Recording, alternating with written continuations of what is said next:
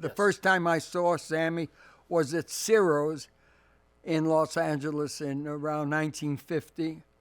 Absolute hysterical performance. He did 2 hours of non-stop entertainment.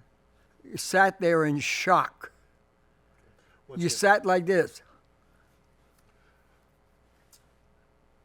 Is he done? Yeah, he's done. You just had the once-in-a-lifetime performance thrown at you. And I don't know of anyone that I knew, and I have a lot of friends in Hollywood, that all said the exact same thing I did after they saw him. And they saw the greatness, and they all had the same anticipation that I did. Dear God, let him score. Let him just come up and be that absolute perfect, and he was. He was. He said you were like family. Oh, yeah. Why is that? Well, because everything I did, he wanted to do. I said, you're never going to find an Italian singer, so you can't do that. But everything that he saw me do, I'd walk into a camera shop and spend $11,000, and Sammy was still looking to earn a buck. But as he developed, he did everything I did. Clothes. I mean, I had somewhere between 100 and 200 suits a year made, 24 tuxes, shirts. Christ, they were coming to me at 4 dozen a clip. And then he called me one day and he said, why are my shirts costing me $4,000? I said, because you want the best. You have to pay for the best. And the only thing he did that I didn't do was cook. He was a fabulous cook. We would do 2 shows a night at Bally's, and at 3 in the morning, he'd be making us Southern fried chicken in the suite upstairs at the Bally. Almighty. It was incredible. Whenever he and I would talk about the business, I'd be correcting him. But I always said to him, this correction I'm giving you will never hear from me again. Because if you don't nail it, I'm never going to tell you anything again. And he respected my knowledge. I had been performing.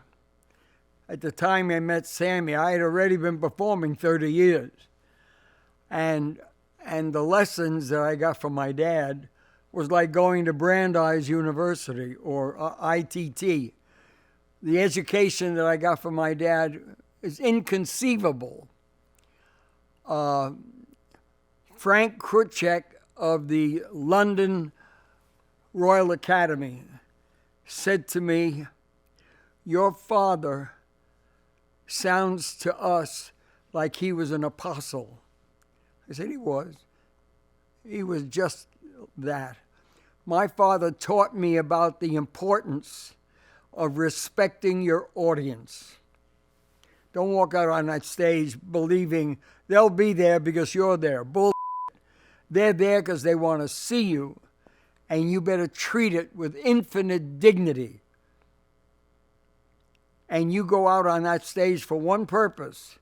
It's to entertain that audience. Sam Sr. and Will Maston, what did they teach Sammy? Well, Sam Sr. and Will Maston were the 2 old-timers that could give him all the information about the past. And I used to say to Sammy, get the past out of your head. You have to concentrate on now and what you're doing now. Forget how good it was 8 years ago. Now. Make it good now. So it became preacher. Every time I opened my mouth, preacher. I said, I love you. I'm not going to be some kind of schmuck that sits there and when everybody yells terrific, he yells terrific. I'm telling you what I know from my heart.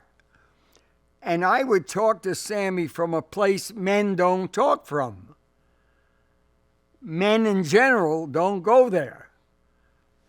But I loved him so much and cared so desperately for him that I used to dig so deep that after we left one another, I'd have a headache. So he used to send me aspirin every couple of weeks. What was it like hosting the Sammy Davis Jr. show? Terrific. Hosting Sammy's show was terrific. None of us thought it was going to last very long, but we wanted to help him. And, you know, television takes some of the humanity out of it. When you see him on stage in a theater, you're seeing another Sammy than the one that's on television. Different man. He brought a different ability to the stage that he didn't bring to television because it was different. He couldn't feel the connection with his audience like he did in a theater.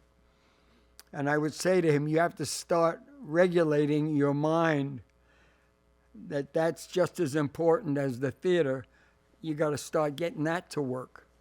So I was constantly preaching. Sammy used to end his shows by impersonating you. Yeah. How did that feel? Oh, it was wonderful. He did it great. He did it great. Yeah, he would always finish the show impersonating me. And I would give him, after a show, I'd say, let's rehearse that once because you haven't got it yet. And he and I had fun together, but the most important time together we had was the learning process. And he admitted to me 100 times, he said, I think our friendship is the most important thing in my life. He said, but without you, I'd probably be 25 years to get to where I am now. And between Frank and myself, we gave him the kind of an education that you would have to go Carnegie Tech to get it. He referred to you as his best friend. Can you comment on that? Being his best friend? Yeah.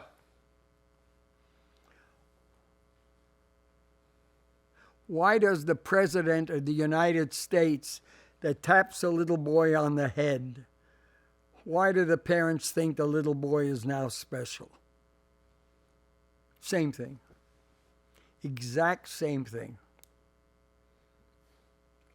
Sammy was, of all of the things we can say about him, the most critical element in Sammy's life was his sensitivity, his understanding of what racism was, and he almost forgave him. And I said to him, why would you forgive him? He said, because I have no recourse. What am I going to do, blast them? I've been blasting them all my life, so now I'm going to say they're okay. So he was working very, very hard at understanding his lot in life. Well, when it came to going on stage, he didn't bring any of that stuff. He brought all of his theatrical know-how and entertained an audience like they'd never been entertained in their lives. How transgressive, how subversive was it when Sammy started imitating white famous actors? It didn't bother me. Okay. Other people? Nah. No, a lot of people took the black issue too far. And the black issue is something that we're living with for 400 years. And I keep beating him over the head. You're not a black man going on the stage. You're a wonderful, short, one-eyed Jew that goes on the stage. But we laughed about the racism. You had to, because there was no way to correct it. The only thing that Sammy had was his ability to make you understand he's just a man. A man. Short, I'll agree, but a man.